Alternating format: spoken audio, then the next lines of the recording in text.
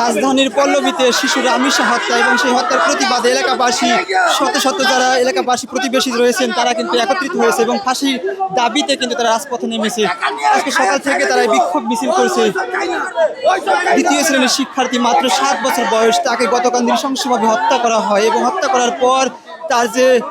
মরদেহ সেটি 2 খণ্ড করে, একটি খণ্ড শৌচাগার এবং আরেকটি খণ্ড খাটের নিচে রাখা হয় এবং পরবর্তীতে সেই ঘটনাস্থলে পুলিশ তাৎক্ষণিকভাবে হত্যার যে সহযোগী স্বপ্না আক্তার তাকে গ্রেফতার করে এবং আজকে নারায়ণগঞ্জ থেকে মূল হোতা আসামি সোহেল রানা তাকে পুলিশ গ্রেফতার করতে সক্ষম হয় এবং তাদের দুজনকে ফাঁসির দাবিতে এলাকাবাসী কিন্তু দৃষ্টান্তমূলক শাস্তির দাবিতে কিন্তু একত্রিত হয়েছে এবং তারা কিন্তু এই মুহূর্তে একটি বিক্ষোভ মিছিল নিয়ে পল্লবী থানার উদ্দেশ্যে রওনা দিয়েছে। ইতিমধ্যে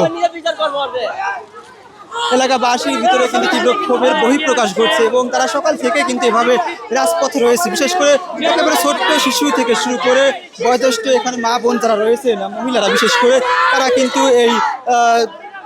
তাদের দৃষ্টান্তমূলক শাস্তির দাবিতে মূল হতে আসামি সেই সোহেল রানা এবং স্বপ্না আক্তারের কিন্তু যে শাস্তি, সেই শাস্তি বিচারের দাবিতে কিন্তু একত্রিত হয়েছে এবং পল্লবী থানার উদ্দেশ্যে তারা তাদের এই বিক্ষোভ মিছিলটি কিন্তু নিয়ে যাচ্ছে এই মুহূর্তে। ব্রেকিং দ্য সাইলেন্স, শিশু রামিসা হত্যাকাণ্ডের প্রতিবাদ জানিয়ে মানববন্ধন ও প্রতিবাদ সমাবেশ। সুশীল সমাজের প্রতিনিধি এবং কমিউনিটি শিশু অভিভাবকবৃন্দ তাদের আয়োজনে এই বিক্ষোভ মিছিল। এলাকাবাসী প্রতিবেশী যারা রয়েছেন তারা আছেন এখানে, তারা বিভিন্ন স্লোগানে বিচার চাই, ফাঁসি চাই, সেই স্লোগানে কিন্তু প্রকম্পিত করে তুলেছে রামিসাদের ঠিক যে বাসা মিরপুর পল্লবী 11 নম্বর সেকশন 7 নম্বর রোড এলাকা এবং সেই এলাকা থেকে এই মুহূর্তে এই মহিলারা যারা রয়েছেন প্রতিবেশী তারা কিন্তু পল্লবী থানার উদ্দেশ্যে বিক্ষোভ মিছিলটি নিয়ে যাচ্ছেন এবং তারা প্রশাসনের প্রতি কিন্তু চরম ক্ষোভ প্রকাশ করছেন। এলাকা জুড়ে মাদকের অভয়ারণ্য এবং মাদকের যে একেবারে সহজলভ্য প্রকাশ্যে মাদকের বেচা কেনা, যার ফলে কিন্তু আসলে অপরাধমূলক কাজকর্ম এখানে বেশি হয়, তারা কিন্তু এমনটি জানাচ্ছেন এবং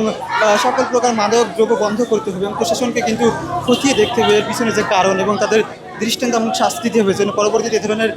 কাজ করার কেউ দুঃসাহস না দেখায়। এই মুহূর্তে 7 নম্বর রোড ছেড়ে কিন্তু পল্লবী থানার যে মেইন রোড, সেই রোডে কিন্তু তারা এসেছে এলাকাবাসী, তারা কিন্তু থানার উদ্দেশ্যে কিন্তু যাচ্ছে।